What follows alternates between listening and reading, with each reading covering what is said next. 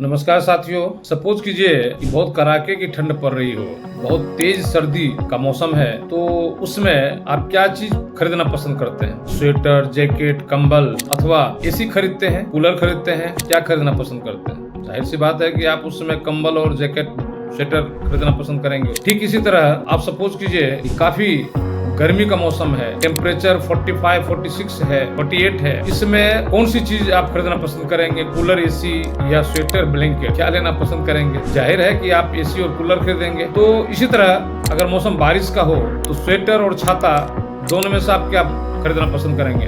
आप जाहिर है कि आप छाता खरीदना पसंद करेंगे। तो जिस तरह से ये तीन ऋतुएं हैं, सर्दी, गर्मी और बरसात, और तीनों में अलग अलग वस्तुओं की जरूरत होती है, ठीक उसी तरह से हमारे जीवन में अगर हम कुछ आय कर रहे हैं, नौकरी कर रहे हैं, व्यवसाय कर रहे हैं, हमारी कुछ अर्निंग है और हमारे पीछे परिवार है, बीवी बच्चे हैं, पेरेंट्स हैं, हमारे ऊपर आर्थिक जिम्मेवारी है, तो सेविंग तो करना ही चाहिए। लेकिन कहाँ करना चाहिए? मैं 29-30 वर्षों से यह लाइफ इंश्योरेंस इंडस्ट्री में काम कर रहा हूँ और मैं देखता हूँ कि लोग कभी कभी कंफ्यूज होते हैं कि मुझे प्लान तो लेना है, लेकिन मैं क्या लूँ? मैं हेल्थ इंश्योरेंस ले लूँ या टर्म प्लान लूँ या वेल्थ क्रिएशन का कोई प्लान, निवेश का कोई प्लान? दोस्तों, ये तीन ऋतुओं की तरह ये तीन सिचुएशंस हैं और तीनों की जरूरत है। आप सभी जानते हैं अच्छी तरह से, लेकिन मैं फिर भी बता रहा हूँ कि टर्म इंश्योरेंस कब काम आता है। टर्म इंश्योरेंस तब काम आता है जब दुर्भाग्य से आप इस दुनिया में नहीं रहते हैं, तब फिर आपका टर्म इंश्योरेंस काम आता है, क्योंकि बहुत ही मिनिमम प्रीमियम पर, बहुत ही मिनिमम कॉस्ट पे, बहुत ही हाई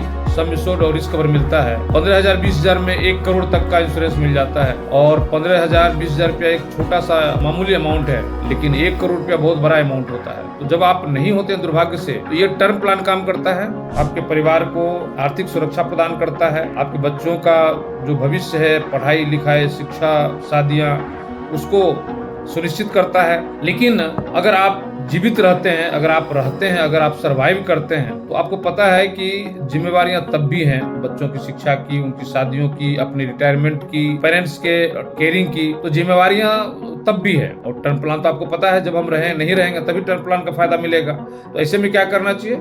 तो हमको इन्वेस्टमेंट प्लान लेना चाहिए, निवेश का प्लान लेना चाहिए। यूलिप प्लान हो गया, म्यूचुअल फंड हो गया, इसमें इन्वेस्टमेंट करना चाहिए। यह हमारे रहते रहते हमारे सारी आर्थिक जिम्मेदारियों को वहन करने में, उसकी पूर्ति करने में हमारा मदद करेगा। और अब बच गया थर्ड, हेल्थ इंश्योरेंस। तो जब ये दो सिचुएशन के अलावा एक थर्ड सिचुएशन आता है, जब आपका सब कुछ प्रॉपर है, आप सरवाइव भी कर रहे हैं और इन्वेस्टमेंट का प्लान भी चल रहा है, लेकिन हेल्थ इंश्योरेंस अगर नहीं है, आप बीमार पड़ते हैं, तो उसमें हेल्थ इंश्योरेंस की जरूरत पड़ती है। हेल्थ इंश्योरेंस क्या करता है? आपकी मोटी कमाई, जो सेविंग का अमाउंट है, जो इन्वेस्टमेंट का अमाउंट है, उसको बचाता है। क्योंकि अगर आपके पास इन्वेस्टमेंट का प्लान नहीं है और सिर्फ टर्म प्लान है और हेल्थ प्लान भी नहीं है, फिर जो आपके पास निवेश की जो राशि है या आपकी जो मोटी गाढ़ी कमाई या बचत है, फिर वो आपकी बीमारी पर खर्च हो जाएगा। तो निश्चित रूप से हेल्थ इंश्योरेंस का भी उतना ही इंपॉर्टेंस है जितना कि टर्म प्लान का और जितना कि इन्वेस्टमेंट प्लान का।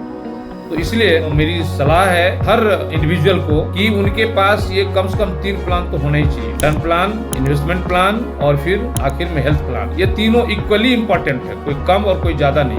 धन्यवाद दोस्तों।